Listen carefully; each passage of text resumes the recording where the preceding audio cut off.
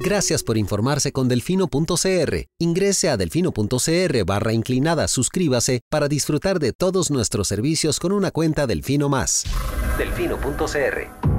¿Cómo vamos a meter al ratón a cuidar el queso? Al presidente no le gusta, lo trata de chop suey. Ay, por favor, llamen a sus compañeros, están tomando café, bocadillos, felices de la vida. A mí también me quiere mucho la gente. Cuando están en contra, entonces somos personas que no tenemos necesidades. Cuando están en contra, somos unos corruptos. Qué bueno, voy a tomar café en mi casa tranquila. Parece un espíritu chocarrero, o sea, perdón. Esta nueva asamblea legislativa, incluyéndome por supuesto, será otra decepción más para la ciudadanía. Delfino.cr presenta Curul en llamas, cubriendo y sufriendo la asamblea legislativa, porque alguien tiene que hacerlo. Hola queridos suscriptores de Delfino.cr, bienvenidos a un nuevo programa de Curul en Llamas, el podcast semanal donde les comentamos los temas más relevantes e irrelevantes de la Asamblea Legislativa. Les saluda Luis Madrigal desde el 1 de marzo del 2024, como siempre en compañía de Maíz. Espero que todas y todos estén muy bien. Los temas para esta semana: vamos a hablar de los símbolos nacionales nuevamente, así como del informe final de la Comisión de Financiamiento de Partidos Políticos que se aprobó esta semana, del intento en comisión de eliminar la pastilla del día después del protocolo mínimo de intervención en casos de violación. Correcto. Así como de nuestras secciones Pregúntele a Lucho y las mejores y peores propuestas de la semana. ¿Por qué mi sección lleva mi apodo y el tuyo no? Porque así se definió. El equipo creativo de Delfino.cr definió los nombres de las secciones. ¿Quiénes integran ese equipo por todo esto? Somos varias personas. Hay varias personas integrando ese equipo. No son decisiones dictatoriales. Ajá. Pero bueno, empecemos por el principio. Símbolos nacionales. Esta semana, ya ustedes recordarán, fue la semana pasada que hicimos un rant sobre este tema.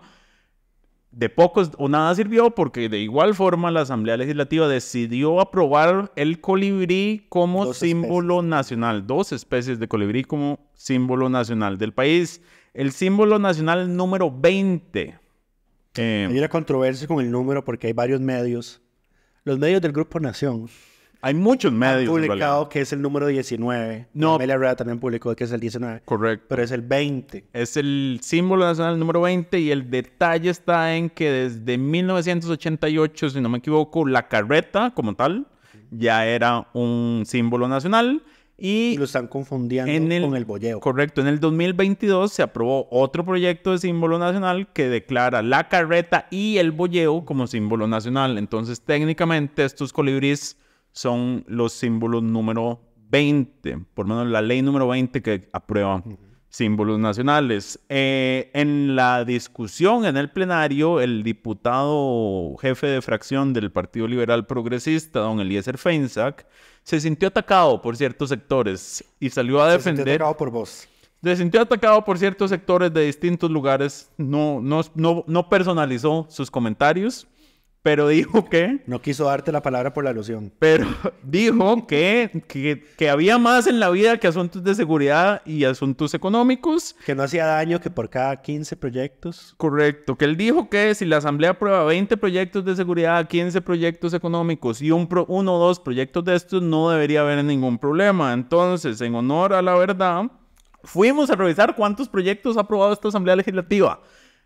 ¿Cuántos son declaratorias? ¿Cuántos son chayotes? ¿Y cuántos son leyes fundamentales? O sea, ya de entrada podríamos decir, fijo la proporción es a la inversa. Correcto. Son 2 relevantes por cada 15 chayotes, pero sí. Más o menos, pero entonces, en total, al jueves de esta semana, o sea, el cierre de febrero del 2024, la Asamblea Legislativa ha aprobado 183 leyes. De esas, el grupo más grande, 1 de cada 5 prácticamente, son autorizaciones, donaciones y segregaciones. Entiéndanse, chayotes. Después, han aprobado además, entre los chayotes, 16, proyectos de relaciones internacionales, entiéndase, convenios y tratados. Son más que todo tratados de extradición o de servicios aéreos. Correcto. Hay 13 préstamos y presupuestos. Hay 9 derogatorias de otras leyes, entiéndanse los proyectos que heredó Erwin Macís. Y hay también 7 declaratorias y benemeritazgos. Aquí hay que señalar que los benemeritazgos de personas no son proyectos de ley, sino que son acuerdos legislativos, entonces no están dentro de esta contabilidad, serían aún más. Según las, y ahí está también el tema del símbolo nacional. Según las estadísticas que dio, las proporciones que dijo el diputado Feinsack, deberían, si aprobaron 7 declaratorias y benemeritazgos, deberían haber aprobado 7 por 20, son 140. 140 leyes sustantivas. Que no es el caso. Están sumamente lejos de esos, porque en temas económicos han aprobado 21 leyes, la mayoría de las cuales son exclusiones de la regla fiscal. Y en temas de justicia... De hecho, lo único relevante que podemos sacar de esa lista es... cuestionable la categoría es en la ley del trabajador independiente. Correcto, que eso está ahí. También han aprobado 5 proyectos de seguridad. Ajá. 5. Incluido un... No, está el proyectito de las embarcaciones de los guardacostas. Ese está en seguridad o en justicia y leyes, pero sí, en alguna de esas dos categorías. Han aprobado 17 proyectos de justicia y leyes, que estos cambian las penas usualmente. Son ajustes en procesos de ejecución. Penas, exacto. Pero la conclusión es que más de la mitad de lo que aprueban es relleno. Correcto. Así que, ciertamente, si las estadísticas que el jefe de la fracción del PLP... A ver, esto está como el informe de la Defensoría de el CTP no sirve para nada. Sí, ya lo sabíamos todos, pero bueno, aquí están los números. Exacto. Entonces, si se mantuvieran las estadísticas o las proporciones que el diputado dijo, uno diría ciertamente no hay ningún problema que sigan con esto. Pero la realidad es contraria. Y además... Esto lo agrava el hecho de que el jueves, que es la reunión de jefaturas de fracción, ellos no entienden, ¿verdad? Ellos no se ubican. No saben, read the room, le dicen. Exacto. Entonces, los primeros 20 minutos de la reunión de jefaturas de fracción los gastaron discutiendo sobre si dispensaban o no unos proyectos de declaratorias de títulos declaraciones, benemeritazgos. Porque como viene la sesión extraordinaria que van a hacer en San Carlos, que ya esa es otra cosa que ya, de verdad, párenla. Paren de ir a todo lado. Párenla, suficiente. Porque además no pueden hacer nada, o sea, son sesiones protocolarias en las que simplemente van a ir a hablar paja. Correcto. Y hablan paja para entre ellos mismos porque no son eventos al aire libre. Y porque nadie los escucha. Exacto. Además, porque nadie les importa escuchar. Ni siquiera son buenos oradores. Exactamente. Pero bueno. Entonces, lo que querían es aprobar o que ya lleven esas cosas para hacer las ceremonias de entregas en San Carlos. Exacto. Entonces, esta gente en realidad está desubicada. Yo estoy preocupado porque, a ver, esta Asamblea Legislativa no solo ha sido bastante floja en temas de fondo, sino que además su rendimiento ha caído. O sea, están empeorando. En lugar de mejorar, están empeorando. Se está poniendo peor y todavía nos quedan más de 2 años con esta gente. Entonces, el llamado a la atención que se hace desde ciertos sectores de enfóquense en los temas importantes y déjense de estas payasadas es completamente de recibo, y la respuesta del diputado nada más demuestra una vez más que no saben dónde están parados y ni siquiera tienen un registro ellos de lo que están haciendo y aprobando. Sí. Pero bueno, después del rant de esta semana sobre este tema... No, o sea, y es que además hay otros proyectos de símbolos nacionales que quieren seguir aprobando. Ajá. Entonces mi voto eterno y de por vida a quien proponga la reforma constitucional para ponerle límite a los símbolos nacionales. Y derogar los que ya están y empezar a hacer. 15 símbolos nacionales, y si usted quiere... Demasiados. Si usted quiere uno nuevo, tiene que eliminar uno viejo. Demasiados. El país puede tener 15 símbolos nacionales, vean a ver qué hacen. 15 son demasiados. Y les estoy recortando 5. Himno, escudo, bandera, pabellón, ya podamos contarlo solo como uno. No es necesario distinguir. No hacen falta 2, exacto. Himno, escudo, bandera, y ya ahí el resto con el perezoso. Un animal, escojan un animal, un ave, un árbol. Una especie de flora, una especie de fauna. Un tema cultural y se nos fue. Una especie de ¿cómo se llama? Patrimonio intangible. Ajá. Listo, ¿ves? Ya lo solucionamos. Solucionamos el problema. Pero bueno, pasemos al siguiente tema. Y es que el lunes de esta semana se dedicó la sesión al conocimiento y votación del informe final de la Comisión de Financiamiento de Partidos Políticos. Todos saben que... Ya cerramos ese circo. Se acabó. Quedan varios abiertos. El miércoles en conferencia de prensa el presidente reclamó que no lo llamaran a comparecer. Y tiene razón. ¿Vos sabes? ¿Tiene razón? Tiene razón. La Sala Constitucional ha dicho, a ver, el informe dice que Chávez fue el autor intelectual, correcto, partícipe y tomador de decisiones en todos los alcances del Fideicomiso Costa Rica Próspera, que para quienes no saben, fue una de las 2 estructuras paralelas que se usó en su campaña política. Creo que eso está probado. Ni siquiera tenemos que poner en duda. A ver, está requete probado que ocurrió. El oficialismo, entiéndase, Pilar Cisneros, ha insistido en leer una parte de una resolución del tribunal que habla del tema de fideicomisos para justificarlo. Lo que pasa es que cuando uno lee el texto completo se da cuenta de que no aplica para el caso de don Rodrigo Chávez. En todo caso, entonces, son hechos comprobados. En todo caso, también está probado de que el fideicomiso siguió pagando cosas. Ajá. Aún después de que, correcto, en teoría se disolvió. Por ejemplo, el call center que tenían en la Casa Progreso, etcétera, etcétera. Los recursos se usaron para eso. El problema con el fideicomiso es que además no solo no estaba bajo los controles ordinarios de las finanzas de los partidos, sino que además se recibió fondos de entidades jurídicas y personas extranjeras que tienen prohibición. Pero hecho, bueno. Gracias a... De hecho, no sé si la mayoría de la gente lo llegó a escuchar cuando ese audio salió. El audio de don Stefan Brunner, el señor. Correcto. ¿El segundo vicepresidente o es el primer vicepresidente? Él es el primer vicepresidente. Imagínate. No aparece, pero es el primero. Exacto. Me dio mucha risa porque salió en portada de La Nación hace unos días un artículo que decía que el tribunal había usado el audio de don Stefan Brunner, donde él le decía al presidente de la República, yo no puedo aceptar estos bienes que vienen del fideicomiso porque ya sé que vienen de personas jurídicas y extranjeros. Ajá. Ya están contaminados. Entonces, ese audio, donde además habla de otro montón de cosas, lo usó el tribunal para rechazarle gastos, para rechazar el reconocimiento de gastos, porque aquí May hizo una distinción muy importante en el chat de la redacción ese día. La gente está entendiendo de que el tribunal está denegando el pago de todo esto. Claro, porque, o sea, paréntesis. Que no es correcto. Para el tribunal lo que está denegando es el reconocimiento del partido. Ajá. Paréntesis, porque esta semana salieron varias noticias de que no se iban entre los gastos no reconocidos está la plata que se le iba a pagar la plata de Choreco, ajá, los servicios de Choreco y los servicios de mano izquierda del señor Remy. Y la gente como celebrando la decisión. Y yo lo que dije fue el detalle. Yo creo que la gente no está entendiendo. A ellos ya les pagaron. Que a esa gente ya se le pagó y recibió su plata. El que no va a recibir. A menos de que hayan, bueno, si recibieron pago con bonos, hay un problema ahí. No, es plata, digamos. Y el que se queda sin esa plata es el Progreso Social Democrático, a quien no se le va a reembolsar ese gasto ya hecho, porque nuestro sistema se paga contra gastos hechos. Correcto. Pero sí, ahora, la sesión del lunes fue una verdadera vergüenza. Es el capítulo más bajo que ha tenido esta asamblea hasta la... Y eso es decir mucho. Y eso es decir mucho. Eso es decir mucho. Han tenido momentos muy malos.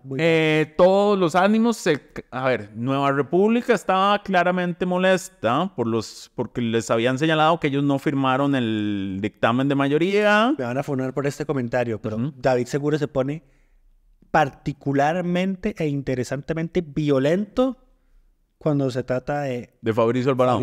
Correcto. Interesante. Y les reclamaron por no firmar el documento y ellos trataron de defenderse diciendo, su argumento es que el informe no era lo suficientemente duro con el tema del video del salto al vacío y con Liberación Nacional específicamente. Que es cierto. Eso es correcto. Es cierto. Eso es innegable. El informe además ni siquiera se menciona. Yo sé que no hubo nada irregular.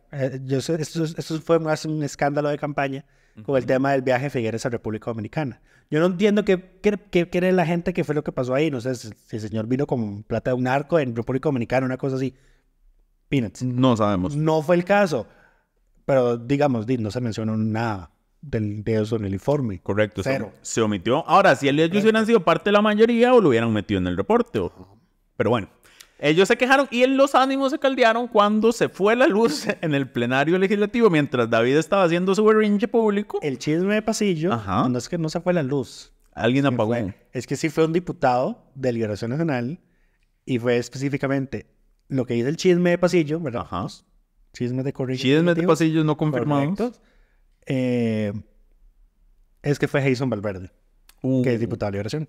Ok. Ahora, en el video claramente no se ve que él hiciera al apagador, pero a él sí se le ve a la par de horas. A la par de los interruptores. Ahora, yo digo, ¿cómo es que un edificio como la Asamblea Legislativa tiene interruptores así que cualquiera pueda apagar? Eso no debería tener como un control central de y luces. además, sí lo tiene, porque, por ejemplo, las luces automáticamente se apagan a las 7 de la noche. Entonces, recordarás que cuando ellos estaban entrando y estaban con el análisis del discurso de Carlos Alvarado, el último, estaban hablando las diputadas del Frente Amplio y a las 7 de la noche se les iba la luz. Y se les iba la luz, y se les iba la luz, fue como 2-3 veces le ocurrió a Priscila Vindas. Precisamente por eso, porque el edificio ya estaba programado de que a las 7 ya no hay sesión de plenario, no hay... Sí, entonces se apagan las luces de plenario. Correcto. Claramente no fue este caso, no eran las 7 de la noche en ese momento. Exacto, entonces sí fue alguien que apagó el interruptor. Sí, ahí sí fue alguien, absolutamente. Pero bueno, habrá que ver qué tan verdaderos son los Esto puede ocurrir más que todo porque ellos no les... O sea, esas sillas valen como, ¿qué? 8 millones. Es lo que habían publicado, que valía cada silla de ellos. Una cosa. Valían una millonada, pues. Al parecer no son lo suficientemente cómodas como para que ellos estén sentados, porque les encanta estar de pie, volando pico, en la esquina de una de las puertas de acceso. Que es donde están los interruptores. Pero bueno, más allá de eso, el informe se aprobó con el voto en contra del oficialismo y de Nueva República. La nueva diputada independiente, y bueno, ya no es nueva, ya se hizo independiente hace rato, doña... María Marta Padilla votó a favor del informe. ¿A favor del informe? Sí. Es que ya no le debe nada a nadie, dijo. En fin. Bueno, otro tema que fue medio polémico ahí, para mencionarlo por encima, fue el tema de quién debía o no votar el informe. Porque el informe menciona a varios diputados. Menciona a Pilar Cisneros, a quien le pide levantar el secreto bancario, por cierto. Menciona a Manuel Morales y menciona a Paola Nájera, a quienes les pagaron servicios en campaña. Y menciona indirectamente a don Waldo Agüero por ser el padre de Sofía Agüero, que es fue la persona que recibió en sus cuentas personales recursos que se usaron en la campaña. Otra estructura paralela. En la campaña de su papá como diputado, pero... Ajá, correcto. Entonces...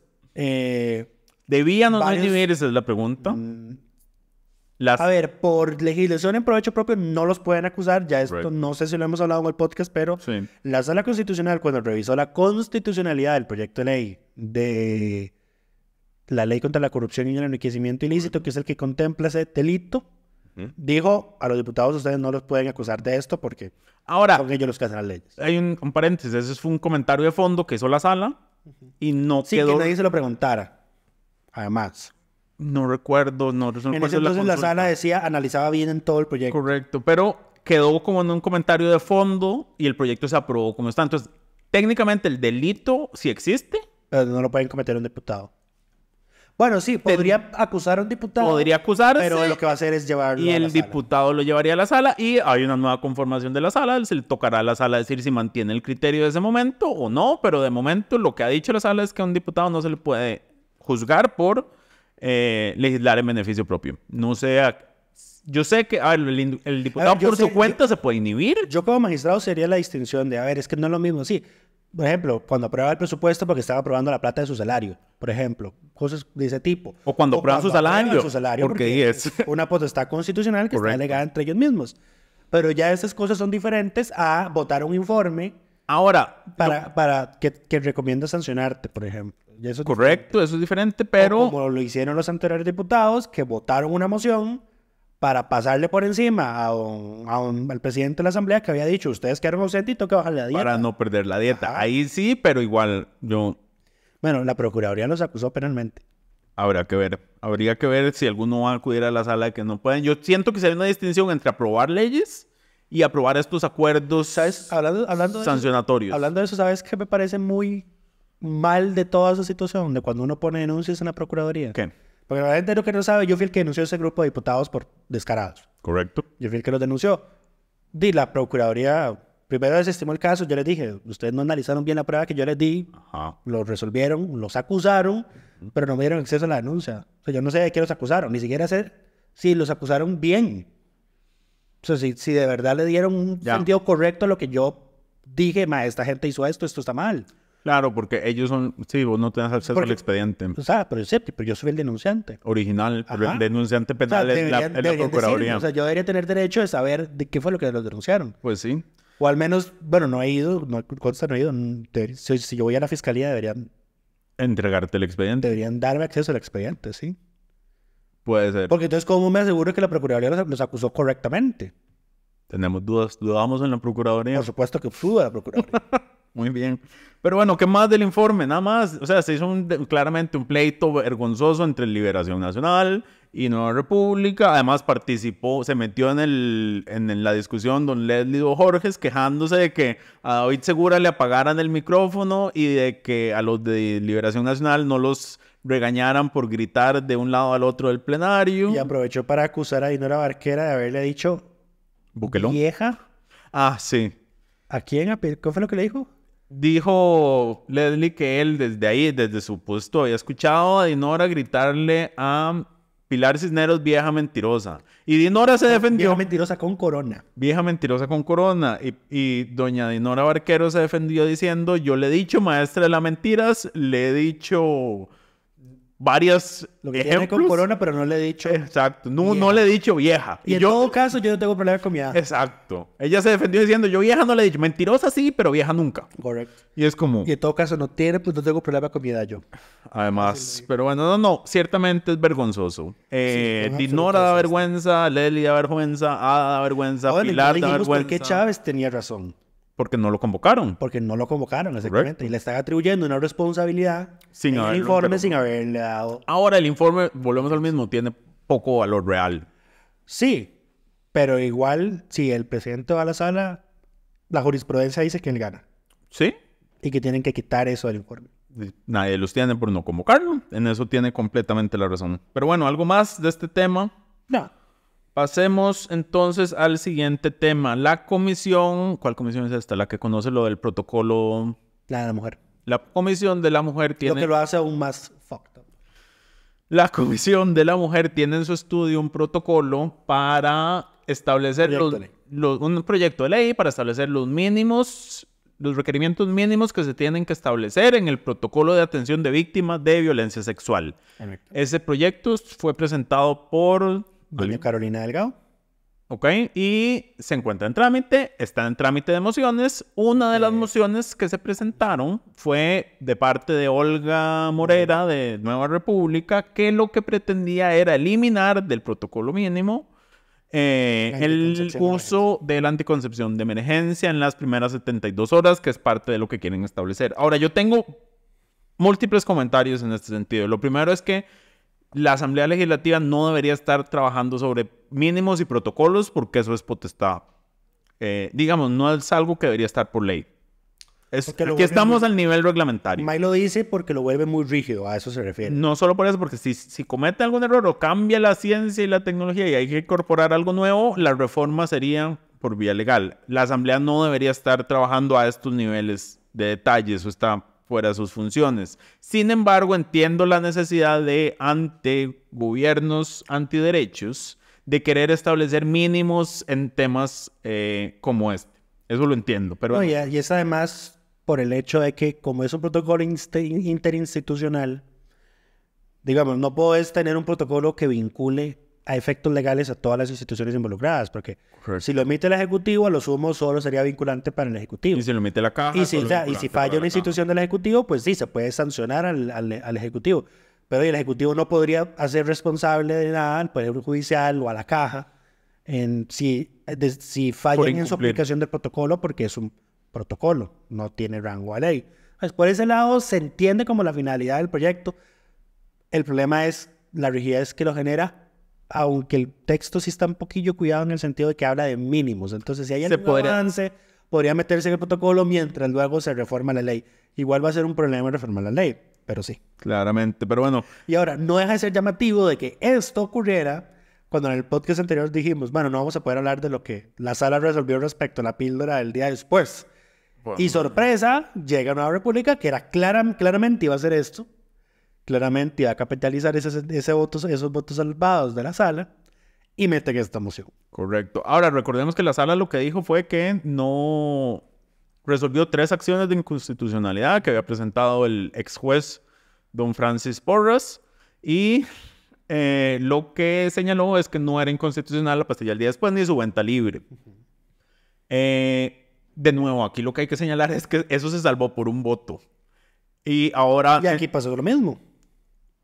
En la comisión, por un voto no pasó la moción. Ahora, ustedes dirán, ¿quién apoyó a doña Olga Morera en esa moción? Es que la comisión de la mujer es de 5. Entonces son 5 mujeres. La votación quedó 3-2. Doña Olga Morera y doña Luz Mari Alpizar votaron a favor de eliminar la pastilla del protocolo. No sabemos por qué Luz Mari votó a favor. Yo mandé a pedir explicaciones. Y no nos me dieron.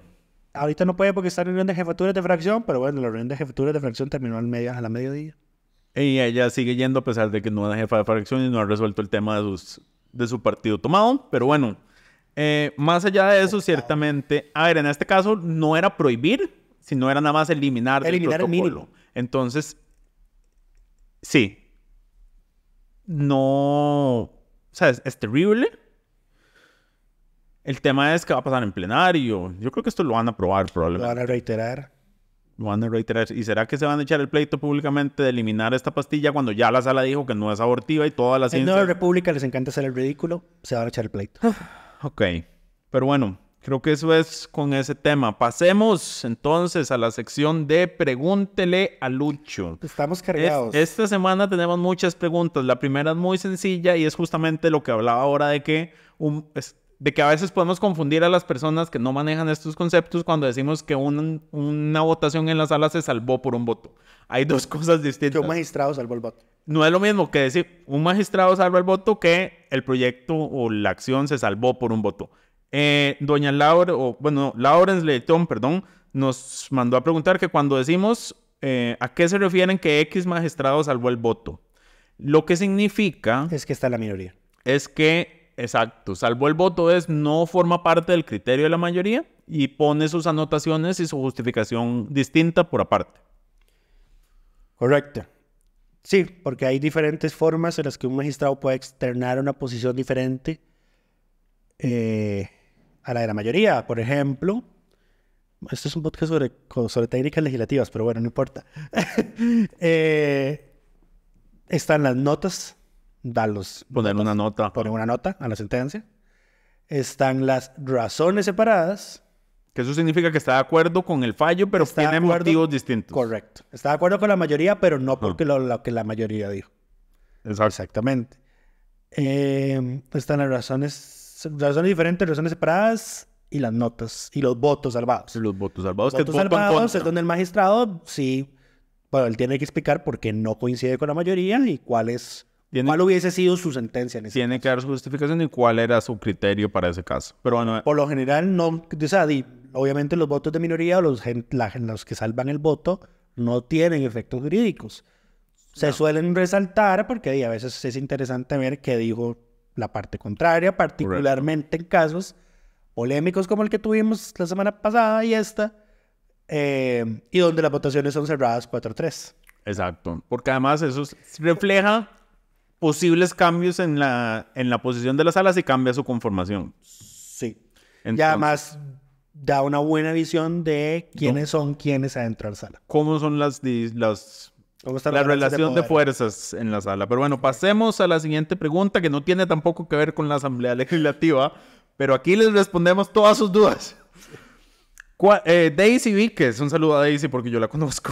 ¿Cuál es el procedimiento para denunciar y que se deroguen artículos ilegales de un reglamento municipal? Entiéndase que ni la administración ni el consejo municipal tienen la voluntad de derogarlos. Esto es vía contencioso administrativo. Correcto. Si son ilegalidades.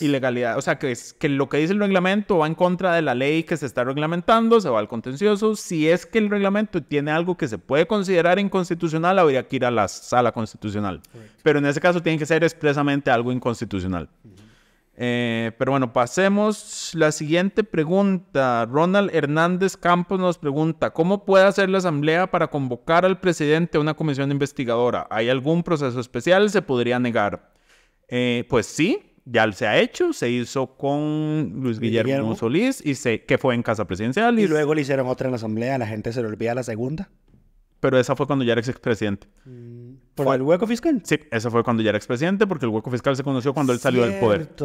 Cierto, porque Paola ya era diputada, yo me acuerdo de eso. Correcto. Después a Carlos Alvarado se le convocó también y se le entrevistó en el recinto del plenario, no en el ejercicio del plenario, y la sala dijo, el recinto y la sesión... Se esperó que el maestro se fuera, yo creo. Correcto. El recinto y la sesión no son lo mismo. Y no, es una convocatoria normal, pero el presidente puede rechazarla. Lo que hablamos hace poco del criterio de servicios técnicos. Se presenta como una moción en la comisión, la tiene que aprobar una mayoría, mitad más uno, y se le asigna una fecha. Ahora él puede negarse a ir, que fue lo que hablamos la semana antepasada. Y a él no se le puede convocar con la policía. Hay un criterio reciente de servicios técnicos sobre qué pasa con una persona que no llega a una comparecencia a una comisión investigadora. Y servicios técnicos dice, bueno, ustedes pueden llamar a la policía para que lo traiga con la policía, excepto con la gente que tiene fuero.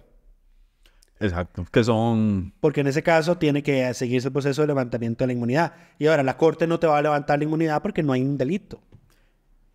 Faltar en la comparecencia de la Asamblea Legislativa no es delito. Entonces no hay inmunidad que levantarte. Correcto. Y bueno, y te puede... Complicado, si no hay forma. No, o sea, si no quiere ir, no hay forma. Hay que esperarse a que sea expresidente, a que deje el cargo. Y entonces mandarlo a llamar por una posterior Asamblea Legislativa, si fuera el tema.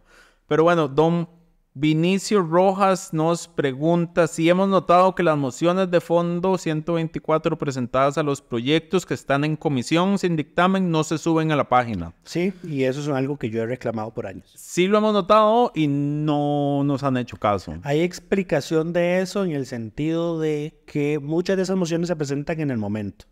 Lo otro Cuando es que son proyectos sin dictaminar, si no se les ha vencido el plazo de dictaminar, cualquier diputado, si el proyecto está en conocimiento, le puede seguir metiendo mociones hasta que... meterle. Hasta que se dictamine. Ajá. Además, son mociones que se hacen a la carrera. A veces, se nos olvidó hacer una dispensa de lectura, entonces la redactan ahí. Ahora, lo que yo creo... estas mociones deberían ser de conocimiento público. Yo consideraría que son borradores. No. ¿No son borradores? No. Entonces, ¿por qué no la suben? ¿Dónde está la acción, Lucho, para que la suban? Ahora, ¿realmente queremos que la suban? En honor a la verdad, no en mi defensa. En honor a la verdad, porque esto no me deja bien parado. En honor a la verdad, yo por muchos años no le di la importancia que tienen las comisiones. Confirmo. Ahí está el detalle. Ahora estoy intentando darles más atención, ahora que tenemos más información. Exactamente, ahora que tenemos mucha más información. Que tenemos los recursos para atender este tema. Sí. Pero bueno. Recursos tecnológicos, porque humanos todavía seguimos siendo solo vos y yo. Exacto. Y técnicamente yo, porque yo soy el que cubre el día a día. Confirmo. Pero sí. Yo todo lo veo en diferido para poder escucharlo a doble velocidad y que sea menos tedioso. Sí. Pero bueno, pero sí, lo hemos notado y no tenemos una solución pronta sobre este tema. Yo ya lo expuse en una reunión reciente con la dirección ejecutiva. Sí, el problema es que además lo que va a pasar es si la suben, es que van a subir, porque como las escriben a mano ahí sobre el momento, van a subir la versión escaneada, la cual se vuelve ininteligible y hace el trabajo sumamente complicado y van a decir cumplimos con la publicidad. Sí. Pero bueno, pasemos. La segunda no es pregunta, bueno, sí es pregunta, no es de fondo, pero don Emanuel Calvo nos dice que si hemos pensado en hacer este podcast en video, tipo subir entero a YouTube, Spotify y subir videos cortos a Reels y TikToks. Y queremos decirle a don Emanuel que de este momento estamos grabando la primera versión beta del podcast en video. No será publicado todavía, pero estamos trabajando para que esté disponible en otros formatos. De hecho, Diego en el reporte de hoy lo anunció también. Correcto. Después, doña Rebeca Padilla nos comenta y nos pregunta, bueno, no nos comenta, ¿está de acuerdo conmigo con que este es un momento oportuno para discutir los temas de los cantones, sus funciones y cuántos tenemos? Muchas gracias, doña Rebeca. Don Marco Astúa nos pregunta, menciona que muchos de los problemas de la Corte actualmente es por la carga administrativa, en lo cual tiene toda la razón. Si hay algún proyecto de ley actualmente a reducir esa carga, y si hay alguna asociación o propuesta de la Corte. Este es un tema que se ha discutido en muchas veces, no hay ninguna Ellos son conscientes de ello, pero aún así no hacen nada. Sí, no hay ninguna propuesta que que tenga presente en este momento para reducir las funciones administrativas de la Corte. Salvo para la Sala Constitucional, que es un proyecto de don Jorge Dengo. Correcto, que sacaría la Sala de la Corte y le daría funciones meramente jurisdiccionales. Correcto. Pero no hay un proyecto en esta línea. La Corte ha mencionado el tema. Lo que pasa es que la gente siempre se queja cuando no está ahí sentada, pero cuando ya están ahí sentados les gusta tener el poder de las decisiones administrativas más básicas en el Poder Judicial y no quieren renunciar a eso. Porque les gusta hacer oídos, eso es. No porque nadie los oye. No porque nadie los oye. Les gusta creer que alguien los oye. No, les gusta tener el control de los jueces. Pero bueno, no hay ninguna propuesta en ese sentido. Creo que desde algún sindicato o el Foro de la Justicia se había hablado de este tema, pero no que yo recuerde, no hay ninguno presentado formalmente. El problema es que el problema es que los magistrados van a estar en contra de esto porque les quita el poder que tienen sobre el resto de Exacto. Ahora, lo cual no les quita, o sea, los magistrados se pueden oponer, pero igual con 38 votos les pasas por encima a su oposición. Luego después salir la corte, la sala diciendo sí es inconstitucional. Dudo que sea inconstitucional, pero bueno, pasemos. Sí, lo óptimo sería que esas decisiones las tomara una comisión, no sé, integrada. Esto es doloroso decirlo por el Colegio de Abogados, porque el Colegio de Abogados es otra cosita, ¿verdad? Como gremio. Pero sí, a ver, en otros países así es como es, y así es como debería aspirarse a que sea aquí. Que sea un tema más administrativo. A ver, los magistrados deberían estar resolviendo casos, no resolviendo... En todo caso, a ver, la asamblea no debería ser la que escoge a los magistrados, pero ahí... No, yo sí estoy de acuerdo con que la asamblea escoja a los magistrados. Me parece el procedimiento adecuado. Pero bueno, la siguiente pregunta viene del usuario Moragax y nos pregunta... Ya es recurrente, Moragax. ¿Cuándo se definió la manera en que se financian las campañas electorales y cómo se podría cambiar? Lucho hizo la revisión histórica. Sí, no, a ver, me puse yo todo... Antes del programa me puse a googlear y yo, no se me ocurrió nunca esta pregunta. Luego recordé que yo redacté un anexo en Wikipedia sobre todas las reformas constitucionales que se le han hecho a la Constitución. Es un artículo, es un anexo destacado, por cierto. Ha salido en portada y toda la cosa. Orgulloso de tu trabajo en Wikipedia, Lucho. Por supuesto que sí. De hecho, bueno, no voy a mencionar, voy a ver si lo menciono. La respuesta es que ha sido en... 2 gobiernos Figueres. Uno fue en el gobierno Figueres padre. 1956. 1956 se promulgó la reforma constitucional al artículo 96, que creó lo que conocemos hoy como la contribución estatal a los partidos políticos, la deuda política. Correcto. Pero que era equivalente al 2% del presupuesto de la República durante los 3 años previos a la elección. Correcto. Después el gobierno Figueres hijo. En el 97. Bueno, Figueres dijo no, la asamblea de ese año, pero bueno. Bueno, sí. Esa administración. Y en esa reforma se hicieron 2 cosas. Uno es donde se estableció lo de la paridad de género. Bueno, no en la paridad de género, la prohibición de discriminación de género en los partidos políticos. Y se fijó en 0,19% del PIB la contribución. Ahora, ahí en lo que se define ahí es que el Estado está obligado a dar ese monto a los partidos políticos. En esas reformas no establece la forma en cómo se distribuyen ese presupuesto, porque eso está en el Código Electoral, la última vez reformado en el 2009.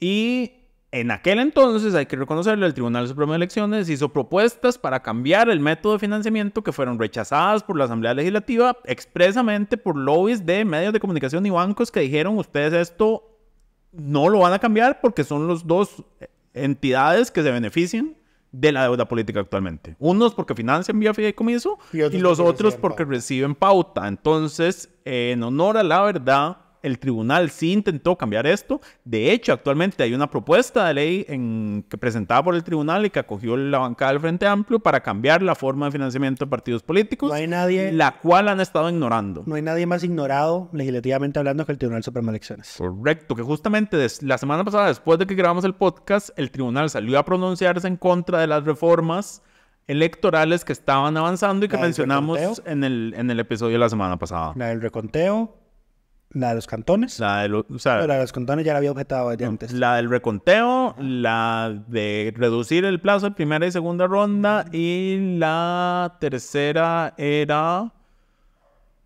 No recuerdo, Lucho. Tenía que ver con reconteo. Unir las elecciones. El tribunal se manifestó en contra y dijo, estas 3 no solo son malas ideas, son incompatibles entre sí. Si ustedes unen las elecciones, vamos a durar aún más contando, entonces el plazo entre primera y segunda ronda se va a ampliar.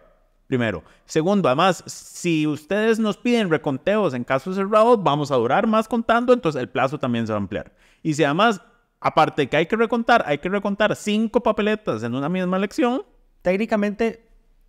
Ellos dicen, vamos a durar más, porque en Costa Rica tenemos un sistema o la práctica de que los magistrados electorales forman parte del escrutinio definitivo. O sea, se sientan en las mesas. Parte de las garantías. Ajá. Pero eso no es porque esté establecido en algún lado, es como porque a ellos les gusta ser parte del proceso, que yo sepa. Entonces dicen, bueno, y bajo esa lógica, digo, vamos a durar más, ¿verdad? Porque si queremos seguir con esto, pues vamos a tardar más. Yo creo que sí. En ese caso, ahora necesitamos, porque aquí hay una reforma fácil que el tribunal debería promover y es que cuando están en reconteo, todos los suplentes participen del reconteo plenamente. Nosotros somos... Reformistas. No, ya vi que somos un podcast muy a favor de que los suplentes trabajen. Sí. De que tengan un papel que no sea ser suplente. Confirmo. Que no sea la persona a la que lo llama. Mira, me enfermé, puedes ir. Correcto. Pero bueno, si metes a todos los suplentes actuales, tendrías 9 personas. No, en total son 3 y 6, 9 personas en conteo. Casi que duplicada la cantidad actual. Entonces pueden hacer el mismo trabajo con más gente. Y sería eso. Bajo el supuesto de que no estén hoy ya los suplentes participando. Es que recordad que en periodo electoral el tribunal crece. Son solo los 5. Solo los 5 participan. Mete a los 4 suplentes con plenas potestades para ese reconteo. Establece el procedimiento, porque supongo que el magistrado está revisando y si hay alguna... Tiene que hacer algo más que estar ahí sentado, digamos. Alguna función tiene que tener. Entonces, darle potestades para el conteo únicamente... Vamos a tener que ir un día. Bueno, ya no, porque ya terminaron. Ya terminaron. Será en el 2026. Tenemos que ir a ver eso. Toca. Pero bueno, pasemos a la última pregunta de esta semana. Esto no es una pregunta, es más como un comentario. Don José Miranda nos dice que si se puede hacer el estudio jurídico para determinar si es posible presentar acciones de inconstitucionalidad por vicios en la creación de cantones. Esto creo que tenía que ver con lo que habíamos hablado la semana pasada de la creación de un cantón que se cayó en... ¿Colorado? ¿Era mismo Colorado? 1994. Yo creo que los actuales, no sé, se puede hacer el estudio, pero quienes estén interesados en el tema, yo no creo que por vía de inconstitucionalidad esto vaya a avanzar. Necesitamos contención legislativa, que la misma asamblea se dé cuenta de que está haciendo mal las cosas, pero creo que eso es un sueño de opio. En fin, esas son las preguntas de esta semana. Recuerden que si quieren dejarnos dudas o comentarios, pueden hacerlo en los comentarios de Spotify o a través del correo electrónico my@delfino.cr. Pueden también suscribirse si nos escuchan en Spotify o demás plataformas, suscribirse al podcast para que les lleguen las notificaciones cuando La sección subimos. se llama Pregúntale a Lucho, pero estás diciendo que te mandan las preguntas a tu correo. Es interesante. Por supuesto, porque yo soy el que me aseguro que te lleguen a vos las preguntas, Lucho. Yo no ignoro ningún correo que me llega. Pero no lo ignoras. O sea, los leo. Que no responda cuando no lo amerita, eso es diferente. Exacto. Pero bueno, pasemos a la última sección de esta semana, que son las mejores y peores propuestas.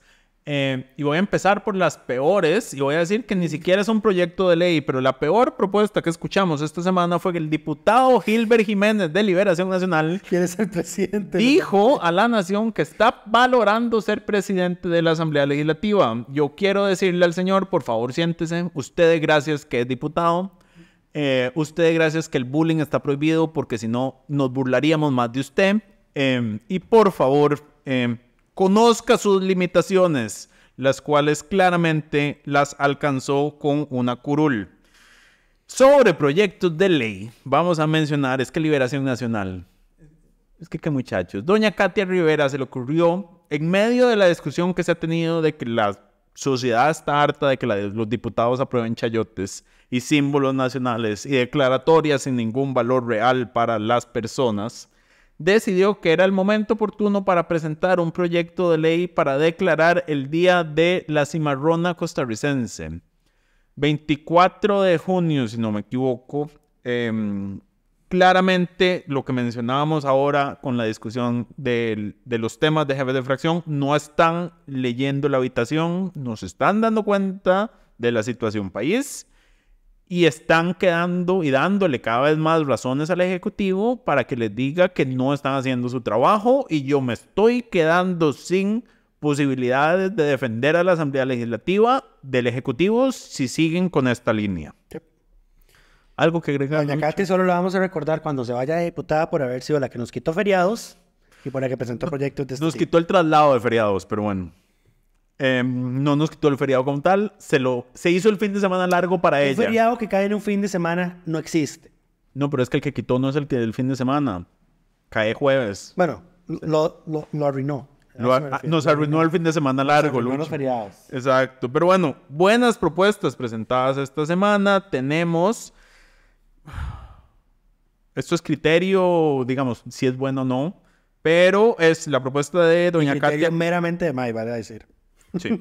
No, digo cada criterio de cada persona, si es una buena o mala propuesta. Pero bueno, el proyecto 24.191 de doña Katia Cambronero para que mejora las capacidades del organismo de investigación judicial, así es como se llama. El resumen del proyecto es que saca empleo público de las limitaciones de la ley de empleo público en ciertas cosas y de la ley de financiamiento de las finanzas públicas en otras, al organismo de investigación judicial ante la fuga de profesionales que está experimentando el Poder Judicial en general, pero el OIJ en específico. Cada quien valorará si esa es o no una buena propuesta. Después, el Frente Amplio, la diputada del Frente Amplio, Rocío Alfaro Molina, presentó el proyecto 24.193, que lo que pretende es quitar la patria potestad a las personas que no denuncien relaciones impropias de menores a su cargo. Establece dentro del Código de la Niñez la obligación, dentro del Código de Familia, la obligación expresa de las personas responsables de menores de edad de protegerlas de relaciones impropias y introduce la causal de la pérdida de patria potestad en los casos en que no se haga la denuncia correspondiente de relaciones impropias de menores a su cargo. Después, la diputada Gloria Navas presentó un proyecto de ley que agrava la pena, el nombre es largo, pero el 24.194 para agravar la penalidad del autor, instigador y cómplice que participen personas menores de edad en comisión de hechos delictivos. Es decir, aquellas personas que reclutan menores de edad para que cometan crímenes, se les agravará la pena que existe actualmente de penalidad, exacto, no, a la mitad. O sea, le suma el 50%, o sea, si le dan 10 años, son 15. Correcto, y por último, la diputada Paulina Ramírez con 3 firmas adicionales de distintas bancadas. Estaba el PUS, que estaba el PLP y alguien más, si no me equivoco. La ley para la mejora tecnológica y metodológica de las contrataciones en materia de obras públicas. Lo que dice este proyecto, lo que pretende es que en aquellos casos en que bajo la ley de contratación pública se contraten en licitaciones mayores, es decir, las de montos más importantes, los oferentes tengan que hacer uso de las últimas tecnologías y metodologías disponibles en el mercado. ¿Cómo se va a definir cuáles son estas tecnologías y metodologías? La autoridad de contratación pública va a definir anualmente cuáles son, en temas de construcción de obra pública, estas tecnologías y metodologías más novedosas, y será ese el mínimo requerido para los oferentes que concursen. La autoridad de contratación pública sí existe. Sí. Y es Hacienda. Ajá, correcto, es porque sí, ahí está. Pero bueno, y esos son los proyectos de esta semana. Esta semana... Hacienda, Mideplan... No, esta semana no tenemos congresista de la semana, ya que nadie se lo merece después del escándalo del lunes y las ocurrencias con las que se han salido. Se me está volviendo cada vez más difícil conseguir cosas por destacar de la Asamblea Legislativa. Yo lo intento, pero ciertamente... Yo puedo confirmar que May lo intenta, yo no. Yo de plano digo nadie. Yo intento siempre rescatar algo positivo, pero cada día me lo ponen más difícil. De nuevo estoy preocupado porque el nivel de la asamblea va en decaída. Vea, yo se lo y aquí es donde voy a meter el caballo con ese tema para mencionarlo. Dale. Si se lo tuviera que dar a alguien para no declararlo desierto, se lo daría a don Alejandro Pacheco. ¿Por qué? Don Alejandro Pacheco nos acogió unas mociones. Ajá, correcto. Al proyecto de ley de acceso a la información pública, que está en la Comisión de Jurídicos. Diego y yo redactamos, nos mandaron a consultar a los medios de comunicación hace ya bastante rato. Mandamos el informe con observaciones. Fuimos ignorados por el dictamen. Fuimos ignorados flagrantemente. Al parecer se traspapeló y no lo vieron cuando estaban redactando el dictamen. Entonces no tomaron nuestras observaciones en cuenta. Yo, muy ofendido, reclamé al respecto.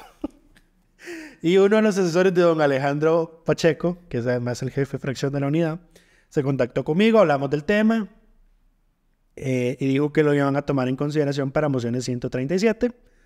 Dicho y hecho, lo hicieron. ¿Acogieron una? Acogieron varias. No, todas. O sea, de todas las que don Alejandro presentó y que en la justificación él puso, esta es una recomendación de Delfino.cr, todas las aprobaron. Don Alejandro Pacheco es nuestro diputado de la semana, Lucho. ¿Por qué me haces esto a estas alturas del programa, digamos? Y incluida una cláusula que va a establecer que todo material, todo producto que haga un funcionario público en el ejercicio de sus funciones va a ser de dominio público. Y aquí, paréntesis para explicar a la gente que no sabe qué es esto. Técnicamente, si usted toma una foto o escribe un libro, usted tiene derechos de autor sobre eso que es. Cualquier documento. Exactamente. Usted tiene los derechos de autor de esa obra. Usted no debería poder reclamar derechos de autor si está haciendo un trabajo para el Estado, a menos de que... Si el Estado le está pagando por eso, exactamente, no debería reclamar derechos de autor. Entonces, ¿para qué aplicaría esto? Y para documentos, comunicados de prensa, fotografías, videos. Todo eso va a estar en dominio público. Entiéndase, no va a tener copyright. ¿Por qué esto es importante? Porque tal vez ustedes no lo ven, pero si ustedes se meten a las páginas web de las instituciones públicas y se van al final, o dicen copyright, o se van al de la imprenta nacional que dice tiene copyright y usan una licencia Creative Commons. Correcto. Que son licencias en las que la gente puede usar los contenidos reportando quién es el autor original. Y hay N cantidad entonces de licencias. Por ejemplo, la Asamblea tiene una Creative Commons que es nada más diga que lo tomó la Asamblea Legislativa. Luego, presidencia, este gobierno había cambiado al gobierno pasado, que era... Correcto. Denos atribución y además no lo puede usar para fines comerciales. Entonces yo aquí me pongo, esto se llama malicious compliance. Entonces yo es como, denme el permiso por escrito de que yo puedo usar ese comunicado de prensa y denme el permiso por escrito de que puedo usar esa foto, porque no lo puedo usar con fines comerciales, ¿verdad? Y un medio los medios de comunicaciones somos medios comerciales. Técnicamente tenemos fines comerciales. Al final cambiaron la licencia. Pero bueno, eso ocurre con un montón de instituciones públicas. ¿Y cuál es qué es lo más sencillo? Que esté todo en dominio público como lo está en Estados Unidos. Estados Unidos no es referencia en muchas cosas actualmente, pero en eso sí. Entonces, vamos a reconocerle al diputado Alejandro Pacheco el haber escuchado, no solo acoger las recomendaciones, sino haber escuchado y las razones de fondo detrás de por qué hicimos estas recomendaciones, de mejoras al proyecto, y es nuestro congresista de la semana, gracias a que Lucho me dijo esto cuando estamos grabando en vivo y no antes. Yo avisé en el chat de la redacción, todo el mundo me ignoró. ¿Ok? En Wikipedia están muy felices. Pues yo les dije, bueno, ahora hay que esperar que no lo eliminen en el segundo día de mociones 137. Esperemos que no se Esperemos que se mantenga. Pero bueno, ahora sí, eso es todo por esta semana. Esperamos que todas y todos estén muy bien y nos escuchamos de hoy en ocho. Delfino.cr presentó Curul en Llamas, cubriendo y sufriendo la Asamblea Legislativa, porque alguien tiene que hacerlo.